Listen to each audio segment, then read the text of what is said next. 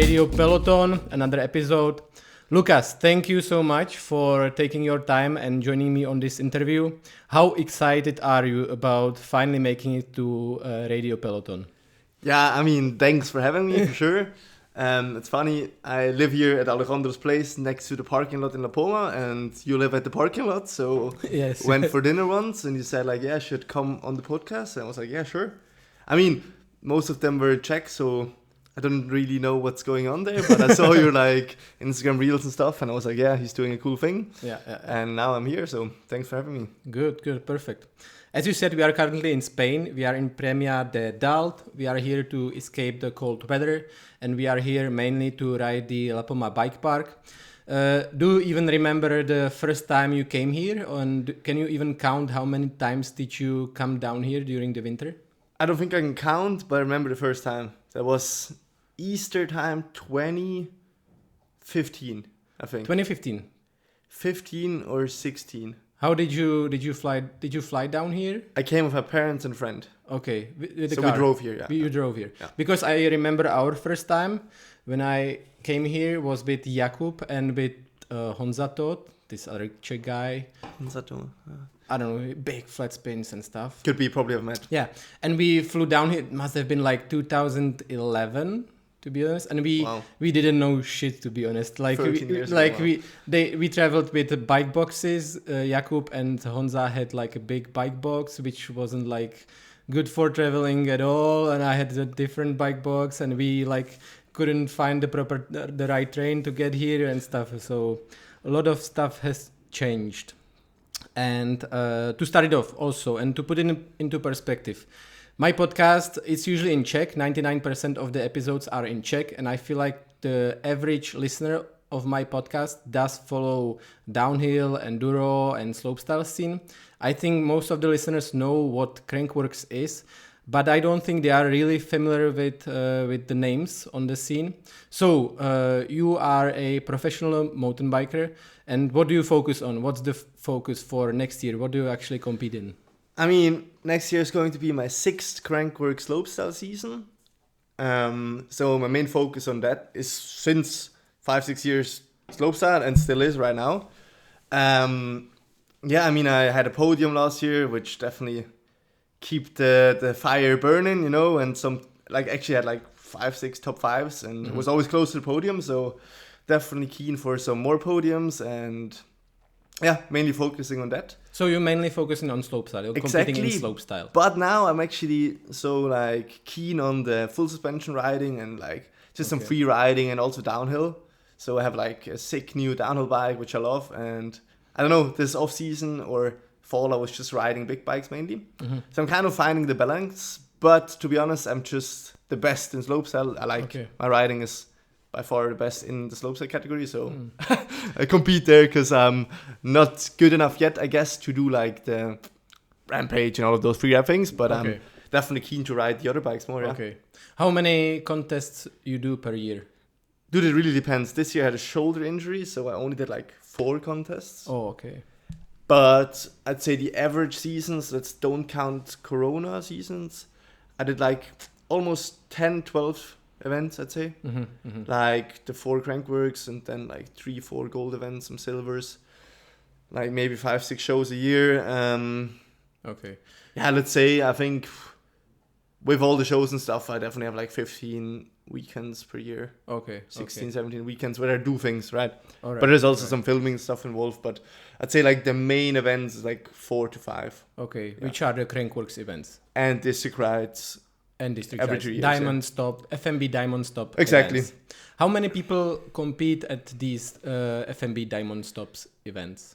It is 14 riders or 12 riders plus 2 wildcards. All right. So it's actually, let's say, the top 10 in the world doing it pretty much. All right. Or top 14, yeah.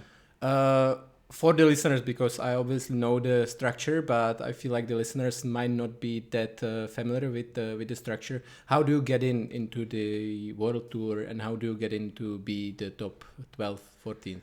So the good thing about the Crankworx or FMB stuff in general is that you can really qualify, you know. It's like an invite event. So you literally start by bronze events, silver, gold, diamond, and the highest is the diamond where only top 12 or 14 is invited. So you literally start step by step, and if you have like really good results in gold, you get wild cards sometimes. So you get free entry, you just get an entry to the next event in diamond, and then you try to do well and hopefully stay in the tour. Or you really do a few podiums on gold, and that's how you get in. For example, I didn't make it in by wildcard. I won that gold event in Omarisquinho, had like a 4th place, at like big white gold event, and like a 7th or something in another gold event. So I just made it in. So just these points were enough to get you in. And then I got in by an alternate, Uh-huh. and just sneaked in because I had a good result. And since then you never were left. in. When was that? Which year? Do you remember? 2019. 2019. I remember it was February. the Omarisquinho where the finals got cancelled, and I was lucky to win it, yeah. You were lucky to win it. Yeah, but I mean... fair play. You stayed there. You proved you belong there. And so I won the qualifying, which is not also, bad for a kid just turning 18. Nah. Not bad at all. Not bad at all. Let's go back in time a little bit. How did you get so good on the bike, in bike riding? Where did you start? When was it? How old were you? Which places? Thanks, first of all, What? for saying how good you got. That's nice to hear, actually. But let's say I started like BMX dirt jumping with like 10. So you started on a BMX bike? Not really, but I had like a BMX and I was stunting with it. Okay. But then like the first bike I actually got, which wasn't like a classic bicycle, was like a 4-cross bike. Same with me. So I kind of started 4-cross racing, but I wasn't really racing much. But the good thing is I was always an advantage because I could jump the jumps, which all the kids in my age category couldn't. So I couldn't really ride the berms and this and that, but I could just jump the jumps. So I kind of had an advantage there. And I did that for a few seasons. Also had like some good results in like my Swiss category. It's like always in 1st, 2nd or 3rd, something there. Then I kind of started riding at the local jumps, which a mate of mine had in his garden. So we're just jumping, digging, making the jumps bigger. Was it in Zurich? No, I mean, sort of. Sort of, okay. Like 30 minutes outside. All right. So we had that place there. Then there was like 30 minutes away another place, which you won't know, but it's called like Siegenthal Dirt Brothers. Okay. Anyways, like Chris Reber and these guys. But I know those guys. And you know him, but like, if the listeners know. Yeah. But there's like some Swiss, let's say, pioneers of the sport. They had that place, so I went there and I was like, wow, these guys are already doing like front flips and stuff, which was insane. Like 2010, people doing front flips and double whips straight to dirt and like crashing, eating shit, pretty much. Yeah. And yeah, I don't know, it just always inspired me and I was stoked in doing it. And I felt like I was always dedicated as a kid to do things. Like I was huge into snowboarding in like the same age. All right. But the thing is, like winters, like my parents didn't have like a house in the Alps or something. And they would have to drive me there all the time. And it is also super expensive, to be honest. Yeah. So that wasn't really a thing, even though they were like, if you want to do it, we help you with it. So they drove me there. But I was just like, I don't want to leave like Friday night, come back Sunday night. I can never see my friends and stuff. I just ski in the like snowboard in the ski resorts and stuff. So I don't know. I was just always dedicated, and somehow I like kept pushing. And with 16, I started an apprenticeship, which is like 1 day of school and 4 days of work a week. So I started at 7 till 5 at construction site, and then first days I always had school.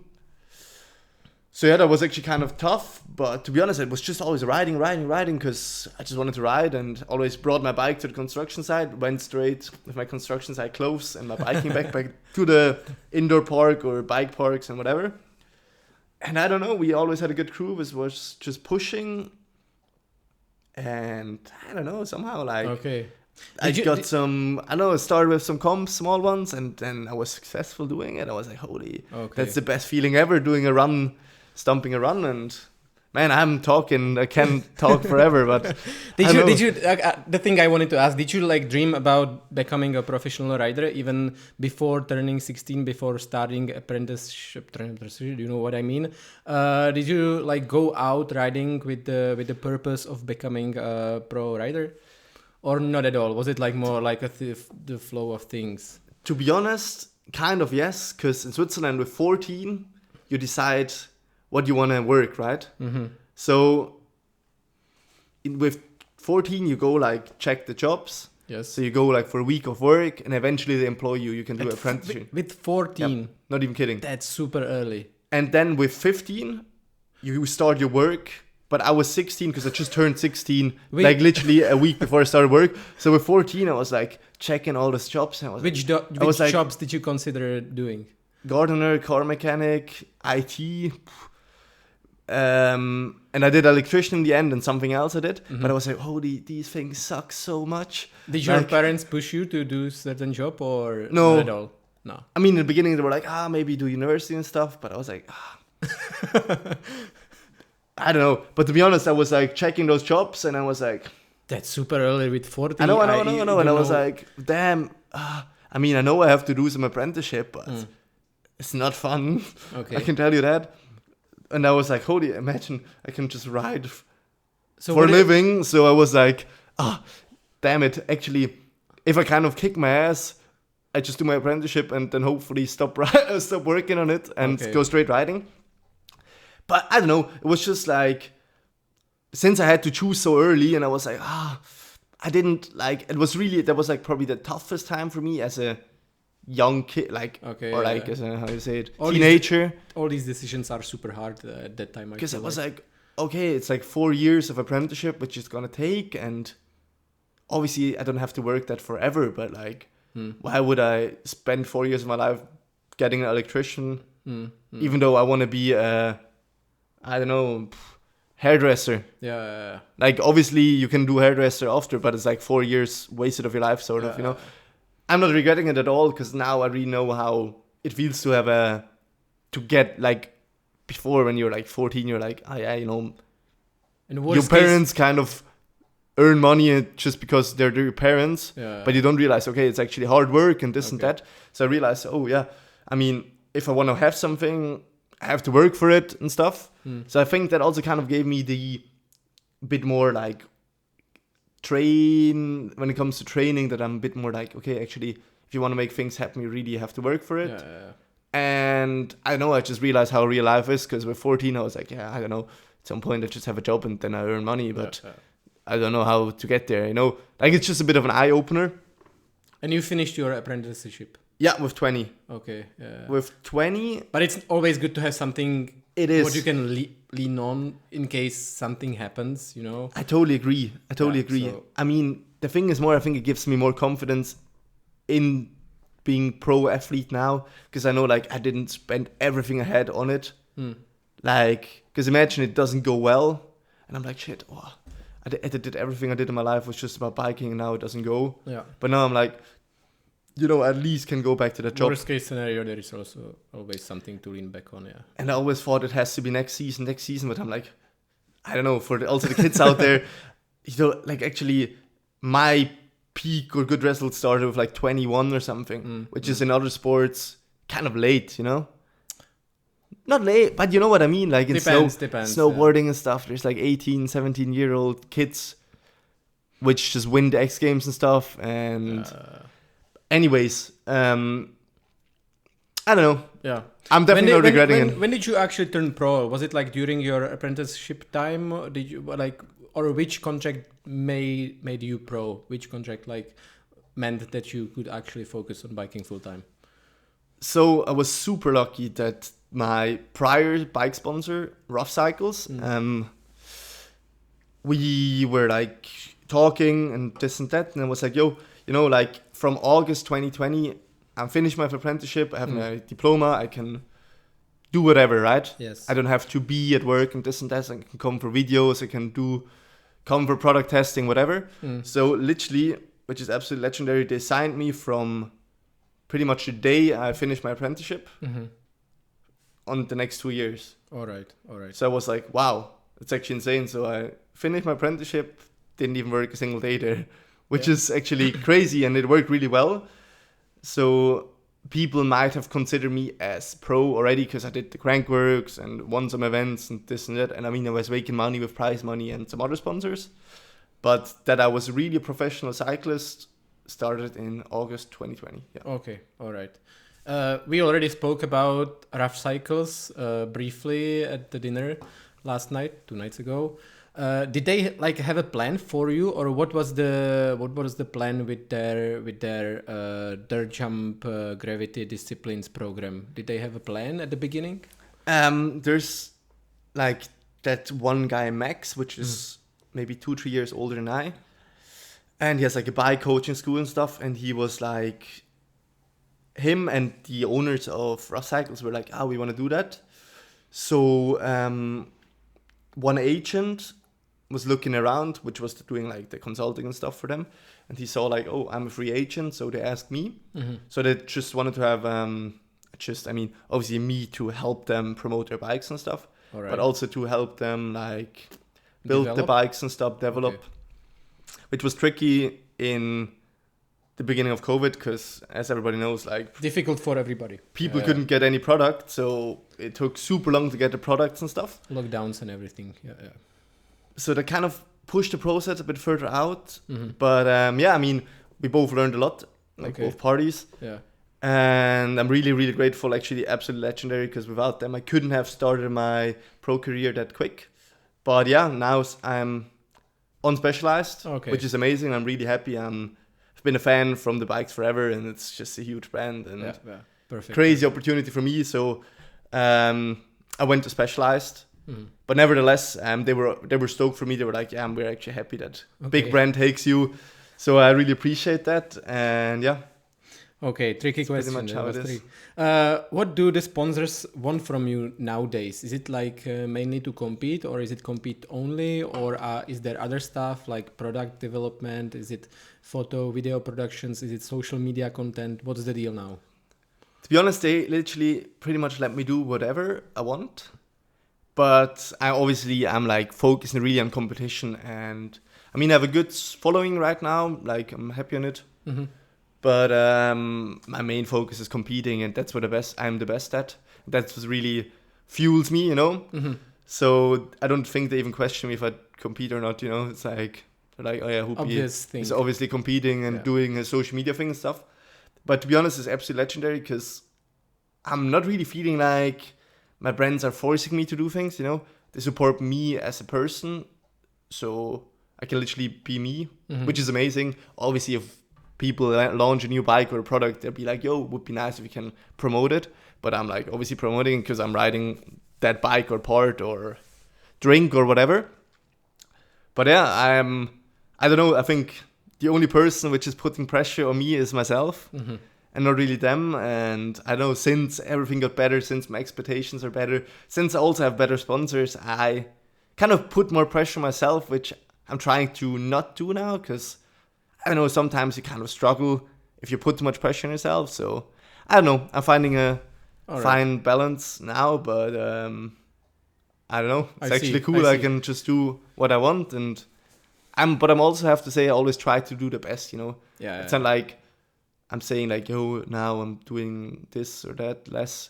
I'm just really, if I'm there, I'm like really trying to put things out, totally put content out, just keep everyone as happy as possible, because it's not like, think about it, you get paid to ride your bike. It's not like a classic thing like you would go to construction site. It is an investment from the company, and the investment has to come back eventually in some kind of form. So how do you prepare for contests nowadays? What's your training schedule now? What is your practice regime? Do you go to gym? What do you do? So I'm really still learning, let's say. I mean, I'm 23, so kind of still freestyling it. But I gotta say, I didn't really do much gym exercising in the past. Still not yet too much. But I realized I'm definitely not getting younger. So kind of from like all the crashes and stuff, I just feel like my body is always sore. So when I was like 18, I didn't care. I was like, fuck yeah. I can crash, everything hurts, but I don't care. Because it's so cool. But now I'm like, oh, actually this is nice to not have neck pain and this and that. So I went to that place in Munich, Sportschule Puch, which like a few bikers already went, got my body checked out. They just saw like some weaknesses. Because like some muscles are more dominant than the others, like in every sport you do, you know. What's more dominant in your in your body, in your. Actually, everywhere. It's kind of like everything twisted and crooked. All But right. for example, like my neck muscles in front have to be a bit stronger because I always like Really? look forward. The helmet is there, you know. Obviously, you know, like so you always work with the rear muscles, and All also the right. core has to be stronger. All right. And like my shoulders are too far forward, Yeah, and yeah. classic things, you know, Mm. like the hips are super tight. Yeah. Okay. Same. Classic scenario for everyone, I guess. But now I actually started doing that. Still figuring out because I'm not finding as much joy as I find in riding. But to be honest, after I did it, I always feel better. So yeah, kind of slowly starting it, but I think it's about time. So And do you have a coach now or no, No. I mean I have those people in Munich which just send me the exercises, and All right. when was that, like 6 weeks ago?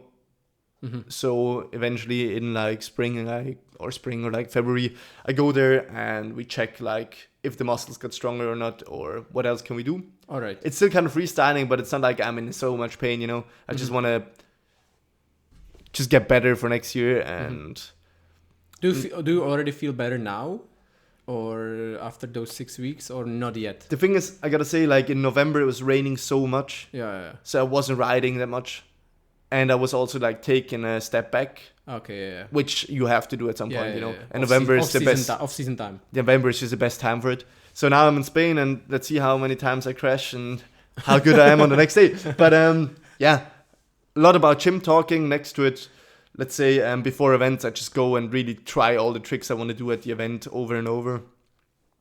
Like sometimes I even go by myself to like some landing airbag, put headphones in, just start trick by trick by trick by trick. Okay. And just to build up the confidence. And in Okay. winter, I try new tricks on safe terrain, which is like an airbag or a foam pit. And next to it, like here in Spain, you have trails and stuff where you can pull back, ride, just get the bike control, flow, this and that. And Yeah. I feel like it's super hard because I'm like at home, we don't have much trail, especially in winter before the contest. So the main thing you can ride is like mulch jumps with like wooden roll-ins and everything out of wood.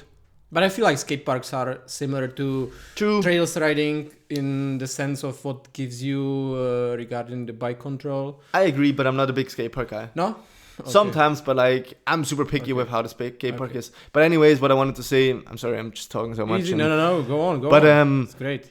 it's like I just try to kind of keep the balance in between. Like if I go to Spain for 2 weeks of riding, I just pull back, I go high, I do big 360s, and then I come home and I'm like, why are the jumps so flat? Like why do I jump higher than before? Which gives you an amazing feeling. And then I come home and I'm like doing all the tricks like it's nothing because I'm like, wow, the landing is dirt, but feels like a foam pit compared to the rock solid dirt out here in Spain. Yeah, true. Sandpaper, So true. dirt, you know what I mean? So I don't know, man. I don't think anyone has the perfect training routine yet, but I feel like you just gotta keep riding that you're like really enjoying it and have the fun while doing it, which I'm having a lot here in Spain. And then I come back home and I'm like, wow, I have the best time ever on my bike. And now I'm so motivated to do all the new tricks. I'm doing all the tricks.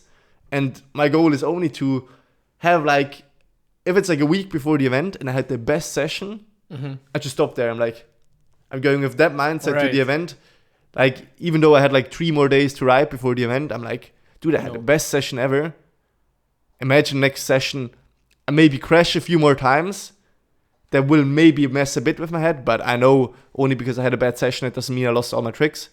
But if I had the best session ever and I'm throwing those 360 windshield wipers first try all the time, I'm like, yo, if I go with that mindset and feeling, that's the best thing I can do. Okay, let's talk these big events. You said, or like how do you approach trick repetition before a big event? So you have these, like, you are trying to have a good session before the event to feel comfy on the bike. Do you do your tricks 100 times, or you do it like just 3 times, or you do it just once? How what's the repetition routine? To be honest, if a trick works first try perfect, I don't have to do it again. Nah? No. Okay. Because I feel like then I know how it feels, obviously, you know. But like, obviously, if I learn one trick on like an airbag and then I land it first go the next day on a mulch, I won't take it to the event right away. All right. But like just before the events, because like I'm not for like 2 hours only sending it, I'm done, you know. Mentally and physically, you're like, it's just hard, you know. Yeah. So I try to do all my tricks, and obviously, if I know like this trick will never work on that jump at the contest, I'm not trying that trick all the time, you know. I might do it once or something. I just got to like paranoid that it's off, it's on, it's fine. No, it's running. Yeah, Perfect. it's running. No, I mean, to be honest, I just try to do my tricks and feel comfortable with it. Okay. And if I'm not feeling comfortable with it, I do it like a few more times, but I don't want to get like into a head games or something. But if the tricks work first try for me, I do it, fine. Okay. And if I do that 3 sessions in a row, I'm like, I can go wrong, you know? But obviously, if you go to the contest, jumps are different, conditions are different. This change, that change. I don't know, speed is slow, so you can maybe not do a double flip on that jump because you have to carry all the speed, so I'd rather go for a front flip or something. I don't know. All but right. that's, I think, also the cool thing. How do you approach the event itself? How do you and what's the schedule actually? How many, let's say, Crankworks slopestyle event? How many days of practice do you have? How do you approach the certain days? So normally it starts on Wednesday, joyride sometime Tuesday, and the event is on Saturday afternoon, most of the times, right? Yeah.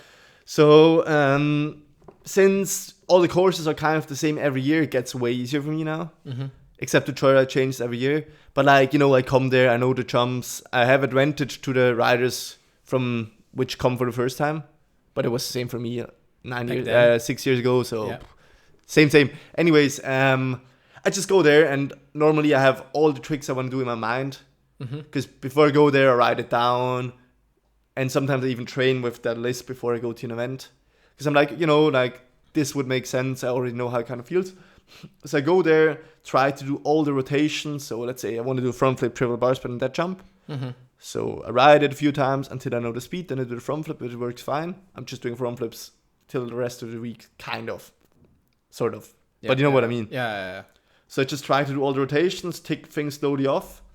If there's like a tight link, let's say a drop straight to a jump, which you don't have much time.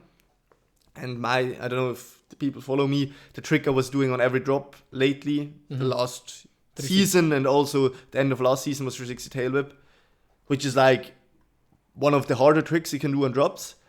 So I swing the bike around, I have to be perfect, you know, feet have to be perfect so I can carry all the speed and push for the next jump, right? Yeah. So in Rotorua, for example, it's the drop, ongoing transition, so you have no flap in between after the first drop into the hip. All right. So I always was like 3 whip into the next trick in training. Not so only you did several 3 whips during practice? Yeah, like 4 or 5. Oh, okay. And first time I flipped it, then I did 3 whip, flipped it again, and then I did the flip switch down whip thing. Because I know it's like this is the place which will probably be the trickiest and where the chance that I mess it up is higher. Yeah, so I really prepare myself there. Okay, so you have these spots on course where you need to like focus more. But if I know there's like 10 seconds before a jump and then another 5 seconds after it, then you can set up and I can just do that fronty triple bar spin, for example, once or twice in training, and that's it, you know? All right. Because it's so mentally exhausting to do full runs of all the tricks which you want to do in the contest in training already. Yeah. So I rather kind of save those things and just link it all together in my run, and I'm like so fired up and like... Yeah. I see. I totally see that. And after one run, I'm so exhausted, and it's like a minute, and I pedal like twice, you know, like how unfit am I, you know? like every other sports person in any other sports, like would... How unfit am I? Would kill me there, but the thing is, I don't know if you thought about it, but most of the tricks, you're always holding your breath. True. I thought about it many times. I actually thought about it many times. I'm thinking about it when I'm, for example... doing spin styles, I really need to think about breathing. I really think about breathing a lot, like riding and like trying to like force myself into breathing. So yeah, it's insane. If I do a GoPro run, I'm like, and I'm like, oh, it sounds so stupid, but I realize like to try to do a flip whip, which is an easy trick for both of us. Yeah. Okay. But you know, like you can do it. Yeah. I know. But try to breathe in the air. Like, No. You go like just a potato sack and die, you know. But it's like you gotta be stiff doing these tricks. You gotta be like all stiff, and like breathing, it doesn't really make you stiff. It's more like holding your breath makes you stiff. So it's like boxing. yeah. But like when they get punched in the stomach, they can't be like breathing. They're Yeah. you know. So if I think about it, obviously mental stress insane. Yeah. Then you have 1 minute run.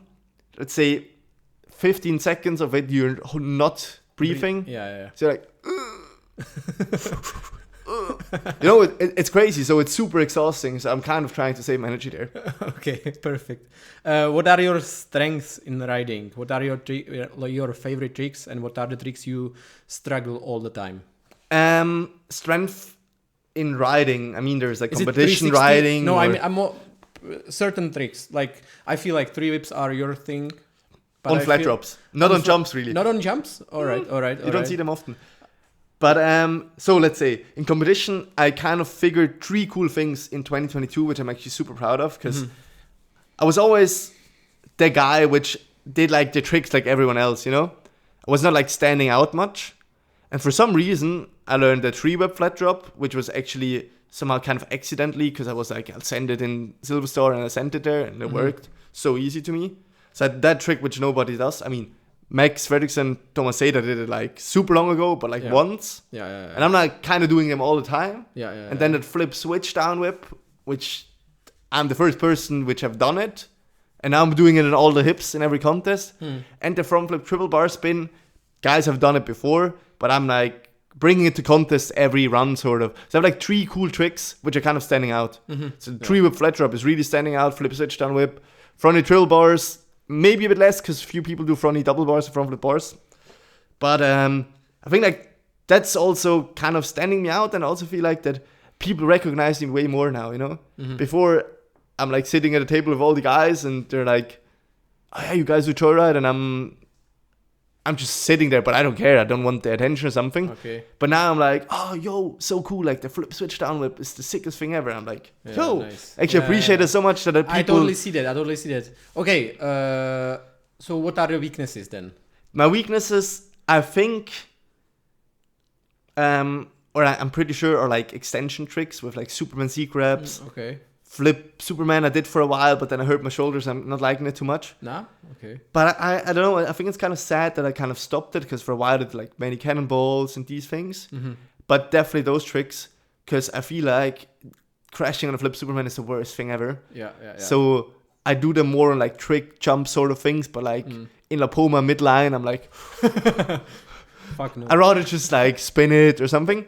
But I'd say definitely those extension tricks with the feet. Because 360 no hands, both ways they work, and like these kind of things I do actually kind of often in the sessions. And like 360 cans and stuff, and 360 T-box, and these easier like hand sort of tricks. Yeah. But no foot cans, Supermans, not really my strength. How about cash rolls and twisters? Are you like getting into them, or do you struggle? I mean, we kind of started at the same time doing cash roll. I think 1 year later than you did. I did. So you did like 17 or 18, and I started. I did super early, but I lost it for quite a few years, and I'm just getting back into them now. I did 2 yesterday, both of them good. So I was like stoked, but we should work on them together now. Yeah, slowly getting back to them. Yeah. So let's say 2018, I kind of learned them, so I did them a few times. 2019, I did it every event. Okay. Every single event. Then the last one I did in 2020, that was, I don't know why, I just did a cash roll on the last jump in Innsbruck for some reason, because I was like super stressed out, and it's always easy trick to do it. Yeah. But I always land tail heavy, and that made me kind of so frustrated, because I could only do it on the last jump, and it was always like kind of rough and not smooth. So I was kicked over it and stopped them. But now, I've for some reason did a twister at the night of the jump show. All right. Super random airbag and stuff. And actually, I was saying there was like, wow, it's the first time I ever did it, which was actually a lie, because I totally forgot that 1 year ago there was like Chance Moore, his place, he has like a cool like landing bag thing. Yeah. Nikolai was there. He was like, let's try a twister. I took the visor off, went for it, tried 8 times, 8 really crashed. Then 9 first time or 8, whatever. I just rode it out and was like, whoa. All right. Next day, tried it again, not even a chance. All right. So I actually rode out once, and then out of the jumps, everybody was firing me up in Zurich, and I was like, oh, what can I do? What looks cool what's like a cool crowd pleaser? Like, double backflip, did a few of them. twister. I'm like, oh, whatever. Spun it around, and I didn't really do a twister. I literally did like a front flip, straight out, 720. So like David and Nikolai were like, yo, insane. It looked different. It looked insane different. look, and I'm like, yeah, cheers, boys. But I don't really work. know what's going on. I just attempted front flip 720, which worked out. But that would be a cool trick to learn, especially if I can do it the Huppert axis. Probably would also make it stand out a bit if people are like, What's that? that's a cool looking twister or something. All right, yeah. You know? But to be honest, I kind of worked on it, but... Takes time.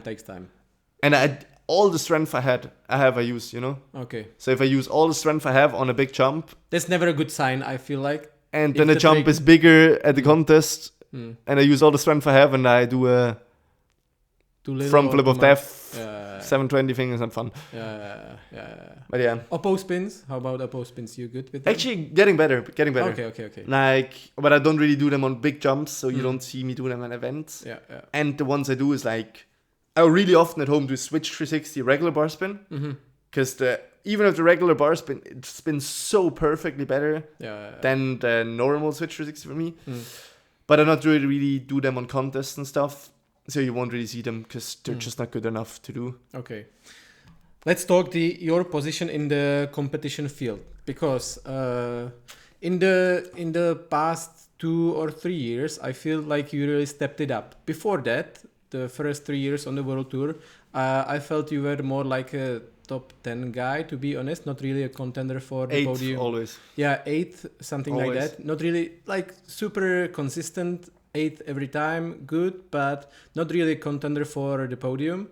And in the last, let's say 2 years, I feel like you really leveled up and you are like a contender for the podium. You have like some unique moves. Is there anything particular what like made you level up? Is it like your mental game leveled up, or was it even like watching you ride? You can tell that all of a sudden there was like a confidence boost somewhere. Let's say there's a super easy answer. Okay. I mean, until 2020, I just worked on construction site. Okay. 7 to 5, and took a flight home from Joyride on Sunday to make it to a construction site. Like land at the airport 6 a.m. and go straight to construction site from the week after Joyride. All right. So, yeah, that's definitely a thing. But we gotta say 2020, like let's say 2022, in the beginning it really started to get really much better confidence and better results and this and that. So 2020 and 21 COVID seasons, we didn't have too many chances. And also for me, man, I was always doing things, had like structured days, and then you're like 20 and somehow you have nothing to do all day, or like you have to plan your own day. So it was hard for me to figure out, like, I feel like it was also almost more counterproductive the first year. Okay. Because I like had so much, there was no events going on. You couldn't really travel. I don't know. It was like, it just, but it's the same Tommy G told me the first year. Yeah, he it's was difficult to make your own schedule to be like productive. The first year he was pro, he was even struggling because he didn't know what to do of the day, you know? Because you can't ride all day long. But I also got to say, back then I didn't really have much sponsorship things to do. Because now I'm busy, you know, I got my things. Like when you came in, I was like, damn, dude, finally I did some emails. Because I was always just riding and going for dinner after riding with everyone and then coming home, falling asleep, right? Yeah. So now I've got way more figured out, you know, I know what I need to focus on. I need to bring deliverables to sponsors and stuff. All right. And also, yeah, I don't know, just like, I finally had the time to ride all the time. It is just putting in more work and also realizing, like, if I want to keep that pro thing going on, I just got to push myself. No, the exact situation when it really hit me that you could tell that you ride, like, your confidence is super high now, was Backwoods 2022, when you came in kind of late, but you started spinning everything like straight away, and I saw like, oh, Huppy is like on another shit now. It was like you and Emil, you guys were like spinning everything straight away and like looking super confident. So I was like, Huppy is there. I mean, it was the weekend after I probably did my best run of my life in Joyride 2022. Oh, okay. Because in my opinion, that was the coolest run I've done so far. Yeah, true. Yeah, you know, like we spoke about it. Yeah, but the thing is, like, then showing up to a session and be like, holy, he's sending it. That's even crazier to me, because that's where you see the confidence, you know. Yeah. Because in contests, he has to do it. Exactly. Yeah. But for example, good example is Eric Fetko. Yeah. Rocks up, helmet on, sometimes no pads. He's like, oh, let's go. Here, good example of Poma. Whips, huge flat spin. It's like, and then he comes and it's like, oh, this place is actually kind of cool, eh? And I always watch him on Instagram, and he actually rides better in person without filming than like his Instagram stuff. And I feel like all the Instagram clips are like crazy, and then you see him ride, and he does that shit all the time. He's like super good. Yeah, to be honest, in my opinion, the best rider when it comes to just showing up and riding, you know? Yeah. Like, if you... Obviously, Emil and stuff, next level also. But, like, for me, if Eric shows up to a spot, he's always a guy which looks, after 2 or 3 runs, already the best in the park. True. Yeah, so true. Obviously, there's other, like, if you go to some trail spot, there's, like, crazy dirt jump locals. They may be doing crazy whip. But, like, after the day of riding, the next day, Fedgo is higher than everyone and stylisher and this and that. So, first of all, thanks for saying that. And also, to be honest, I don't know if I would go right now to backwoods. I don't know if I would be that confident right now. Okay. Obviously, it's winter and I didn't come from a crazy joyride run. But a lot of people told me that after the event too, they were like, holy, you were kind of leading the field, you know, of the runs. Because I often kind of went in front. I don't know why. Not that I want to be like, follow me, guys, but it's like people came behind me and I was like, flat spinning. And it was... Yeah, that might have done the impression also that you were like leading the trains quite a few times. Yeah, cheers. Actually, it was good. Looked really love to hear. Let's talk business for a bit. So you just finished your first year on Specialized. How did that come about? Who approached who? Did you approach them or did they approach you? It was like I got a good friend, Ivan, legendary guy. He's like 52 or something from Zurich. I don't know if you met him at Zurich Trails Jump Park. He was the mechanic. Okay, maybe, but I don't remember kind of. Anyways, legendary guy. So, he was actually running a big Specialized store in Zurich for a long time. So, he kind of was in contact with the Swiss people. In Switzerland, a new marketing team opened. So, we're like, this and that. And I can like put a good word in for me. And then through him, I kind of got into the Specialized Europe office, which is in 20 minutes away from Zurich. Oh, okay. So I got in there and there was a really cool guy, Dave Spielman. He was the marketing person for Switzerland, Europe and stuff back then. And we were like having a great meeting. And we were like, it would really make sense. There's a new P-bike coming. P-bike is the dirt jump bike for the people which don't know. And it was just really good. The season was great. The team manager is Alan Cook, which was or is the announcer of the event. So, I was like always on the screen. I did good runs and somehow it really came perfectly together. And especially Dave Spielman, the Swiss marketing guy, he really pushed me and helped me to get to the Americans from Morgan Hill to the global team. The global team, exactly, like from the place Specialized is from. Helped me. So insane actually. It's a dream come true because it's like literally my favorite bikes, and damn, I'm riding the e-bike, I'm riding all the bikes, and I'm just absolutely loving it. And it's like unbelievable because looking back, like the Claw started.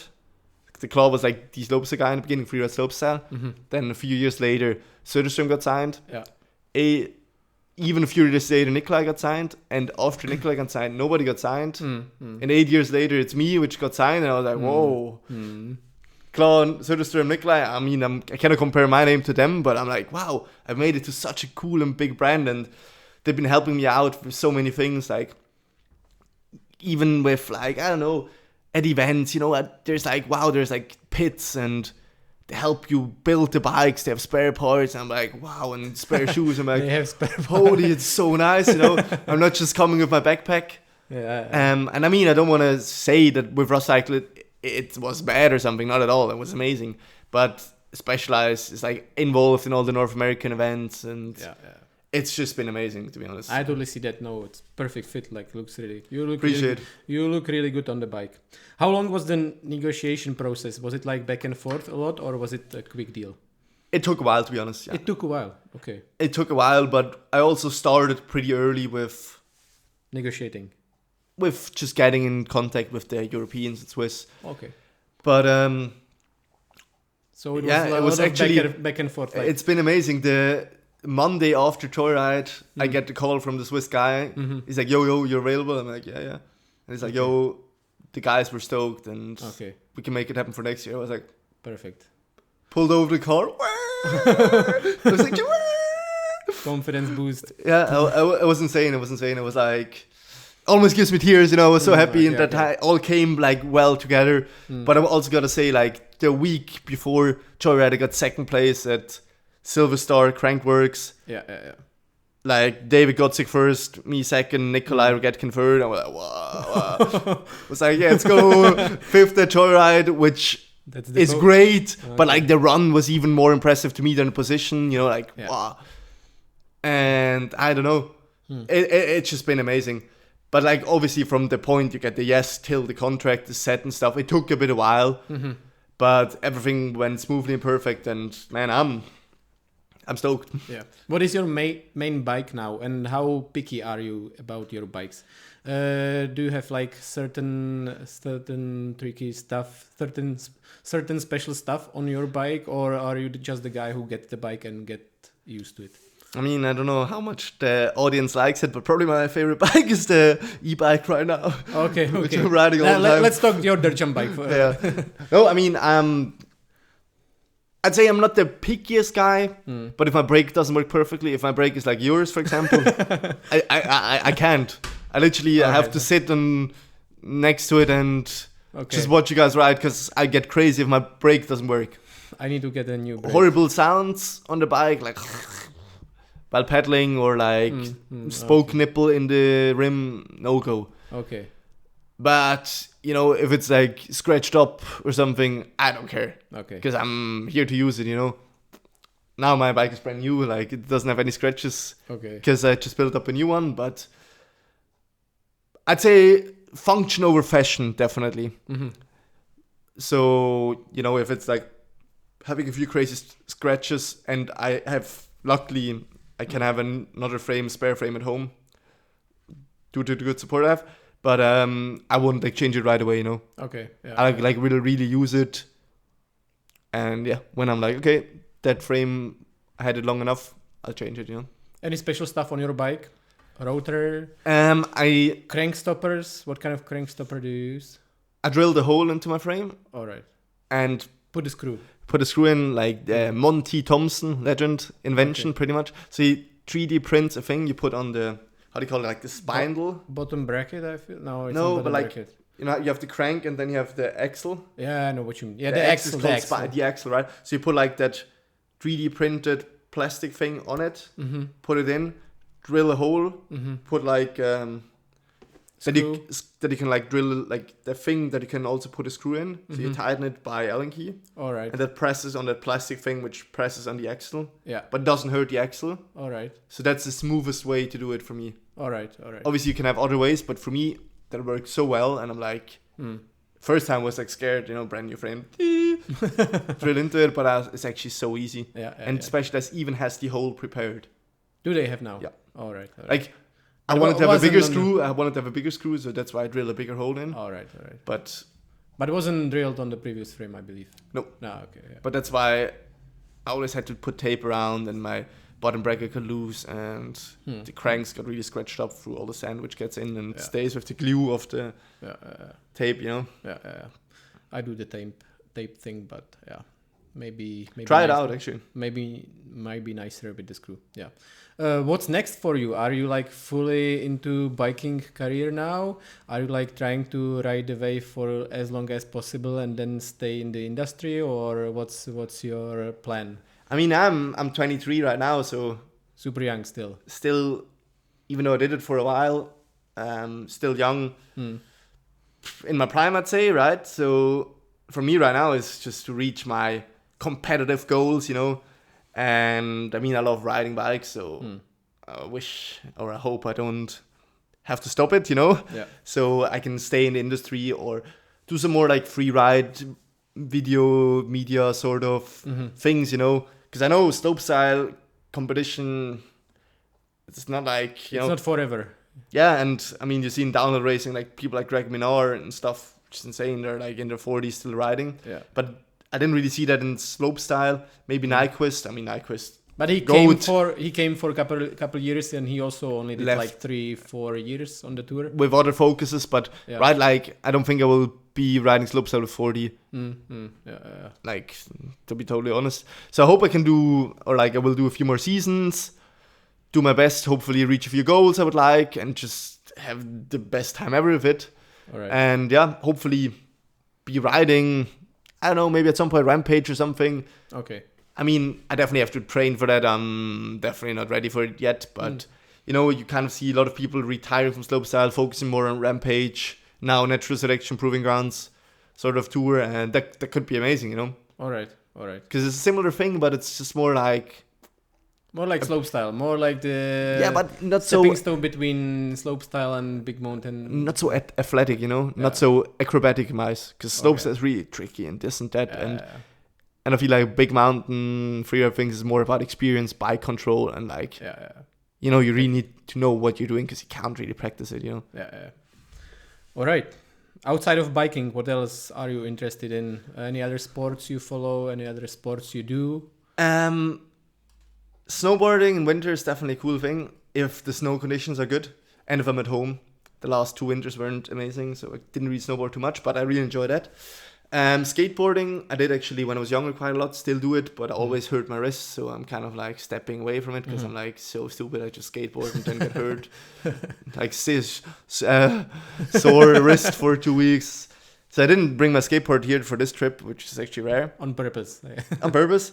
But I love fishing, to be honest. I'm an absolute horrible fisher in the way that I never catch anything. Like the lake can be full of fish and I barely catch anything, which is kind of frustrating. But you like to go there and chill. I love the vibe. I bring my fishing rod to Canada and New Zealand and Sweden and all those places. Perfect. Even though Paul Kuderk always have to teach me how to do it because him and his brother are amazing fishers.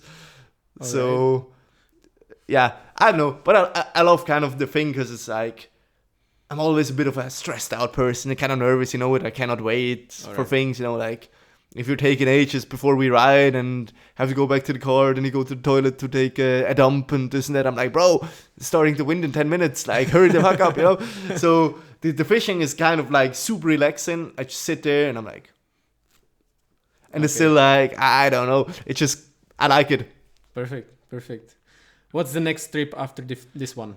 I'm not really sure because I'll be here for 2 weeks, then fly back home for Christmas, hump in a car with my mates, which are coming down for Christmas and New Year for 2 years. Yeah.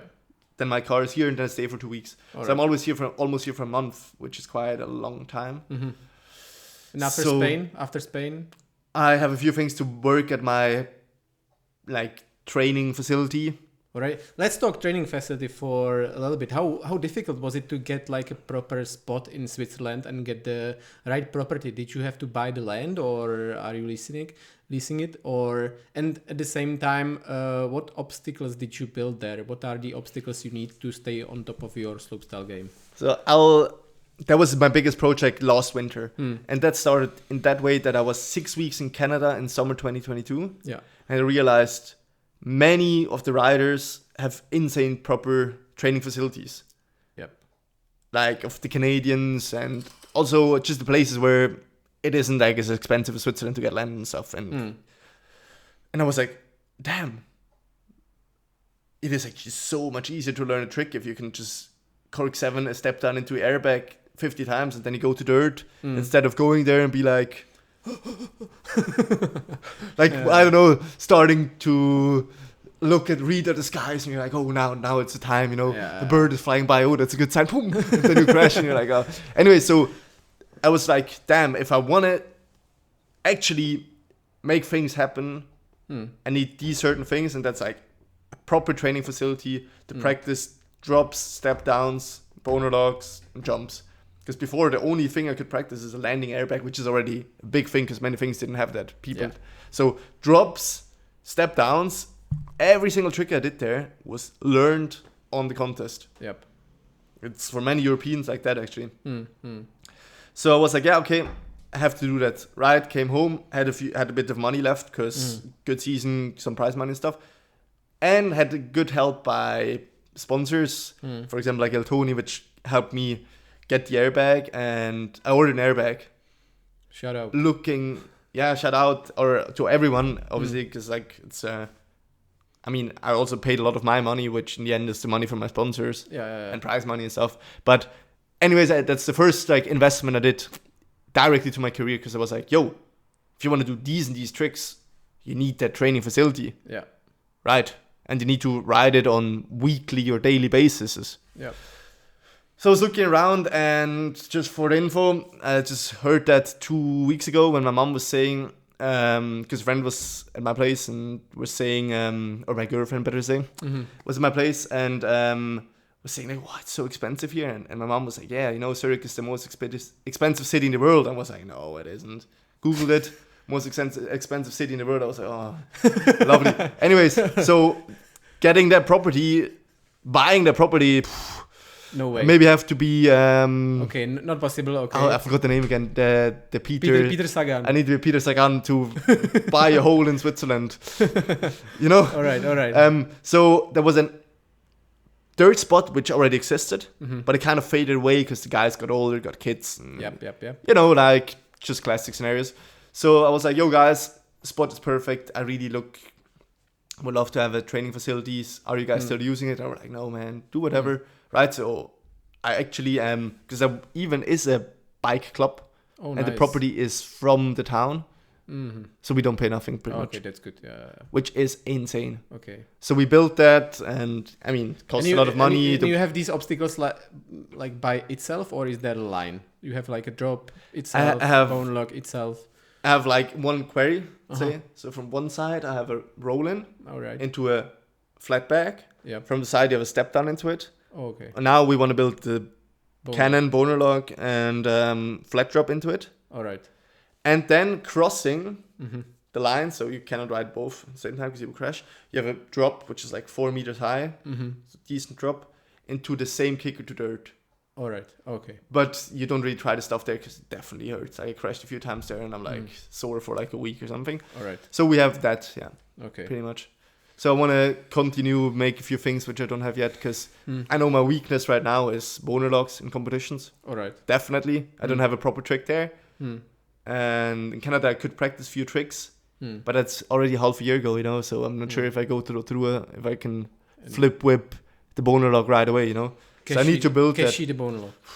I don't think cash roll. No. But like, these tricks, I just need to have it and try it on a daily basis to just prevent injuries and be more confident and have less stress during the week, Yeah. I totally see that, Understandable.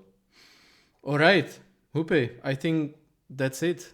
Thank you so much for your time. Thank you. I'm wishing you luck for next season. I will be watching and keeping my fingers crossed. Legendary. For you. And shall we go right now? I hope sadly it's like wind time right now, so I think we first have a little lunch and then go. But definitely keen for a sesh. For people which don't know, La Poma is like 300 meters away. And thanks for having me. I mean, great podcast. Sadly, I barely understand anything, but I mean, if you do it with Czech or Slovak people, so no, thank you. Yeah, thanks for having me. Sounds good. Let's go.